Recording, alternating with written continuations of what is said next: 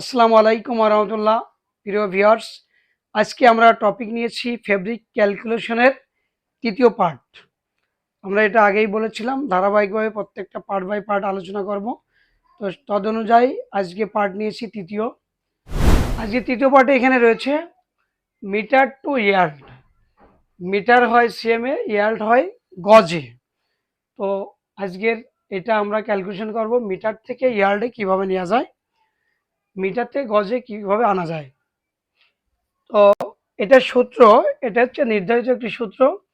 Metre থেকে আমরা যখন গজে বা ইয়ার্ডে আনবো তখন এই সূত্রটি আমাদেরকে মনে রাখতে হবে। মিটার কোয়ান্টিটি ভাগ 36 গুণ 39.37। এটি হচ্ছে গজ, সেই অনুযায়ী সূত্রে 36 গুণ এই যে 39.37, এটি হচ্ছে 1 মিটারে এত ইঞ্চি হয়, সেই অনুযায়ী এখানে 39.37।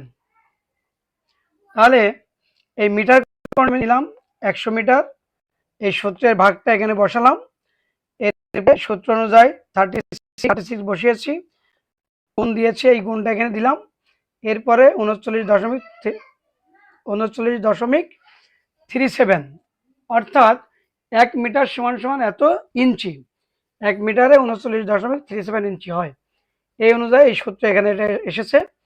এরপরে আমি 100 ভাগ 36 দিলাম, 2.778 গুণ এই 39.37 বসিয়েছি, এই দুটাকে গুণ করলে হয় 109.3611।